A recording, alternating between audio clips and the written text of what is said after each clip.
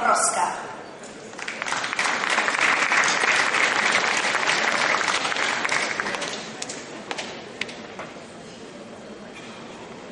Mr. President, Prime Ministers, Presidents, dear colleagues. It's a great honor for me to be here today together with all of you, our friends from our political family, and to admire once again our strong determination to continue our battle for our common future.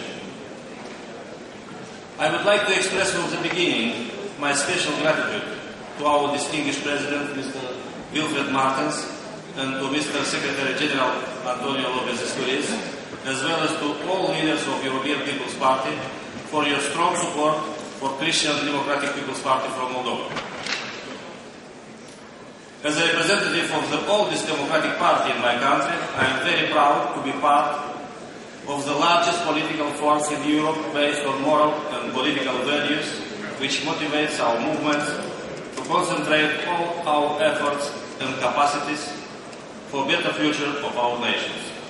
As part of former Soviet empire, my country obtained the independence and rejected the status of captured nation, together with Baltic states, with Ukraine, with Georgia and Belarus. And today, after 20 years, our common efforts are oriented on consolidation of our national independence, our democratic institutions and our economies, based on free market and competition. Our strategic goal is to follow the example of our other countries from the region and to join one day to European Union. And we are ready to dedicate all our forces to achieve this aim. Ladies and gentlemen, as you probably know, at 5th of April this year in Moldova we had the parliamentary elections. Unfortunately, my party obtained very modest results. But anyway, it doesn't mean that we was discouraged in our determination to continue our political battle and to regain our position. It is necessary to mention that the ruling Communist Party won again the election in Moldova. You see, it's a very strange and unique situation in our continent, but it happens. This party obtained 50% of votes, and other three political parties, which represented radical opposition, obtained less percent than ruling party, approximately 35%. At 6 April, all international observers recognized the electoral process in Moldova as legal, democratic, and in conformity with international standards. But at 7th April, some political parties from opposition, self-nominated as liberal parties, organized mass demonstrations and contested the legality of the electoral process in Moldova.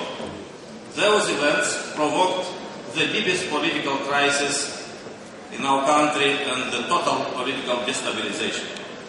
The participants at those violent demonstrations, guided by some provocators, attacked the buildings of parliament and presidency, destroyed and burned the official buildings. Over 100 people, including policemen, were injured. The state symbols were profaned, and archives of parliament and presidency have been destroyed. The dramatic events of 7th April were organized by some political provokers who adopted radical anti-communist rhetoric and instigated young people against ruling party using an unfounded speculation that elections were falsified.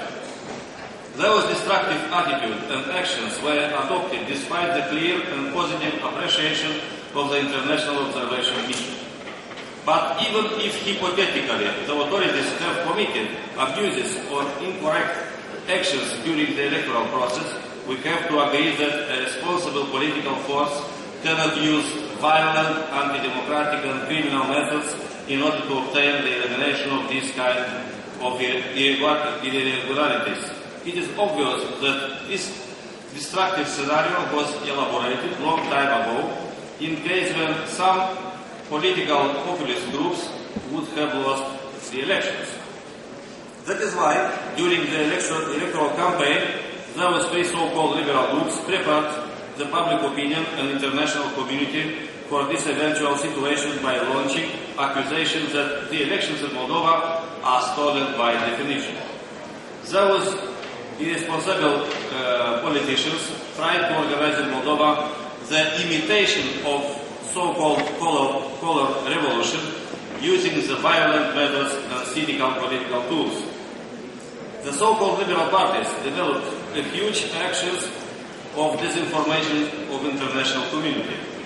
Manipulative actions have emerged into dangerous proportion and were accepted by some Western friends simply because of elementary dichotomy communism versus anti-communism.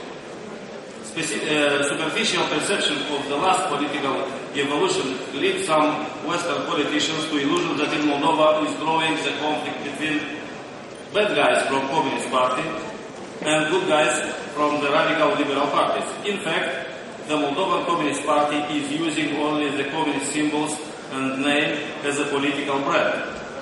This brand is in vogue, unfortunately, in Moldova because our country is the poorest country in Europe where leftist rhetoric and symbols have a large audience. But anyway, the anti-communist position cannot justify the violence as legal and democratic method. As you know, Moldova is not Belarus. We are a democratic country.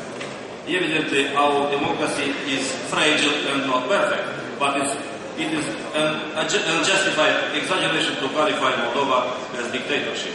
Now we need the stabilization of political situation. To achieve this goal, we need the strong, positive and neutral implication of European institutions. The political establishment in Moldova needs a solid injection of responsibility and maturity from European institutions in order to accept the rules of democratic game. Therefore, it is necessary to explain to some naive politicians that it is impossible to repeat the elections till the result will satisfy some obsessive and arrogant political leaders. In this situation, my party sees its role in the efforts to participate in the process of stabilization of the internal political situation and avoiding the division of society in two groups of enemies who are obsessed by the idea of political and even physical elimination of the adversaries. So we are in favor to evolution, not to revolution. We are in favor to positive, constructive dialogue between all political forces in my country.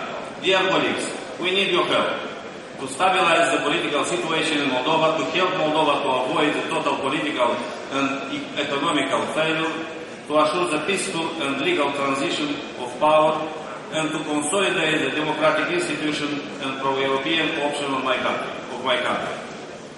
So, dear friends, let me wish you all success in the next electoral campaign of European elections, and God bless all of you. Thank you very much for your attention.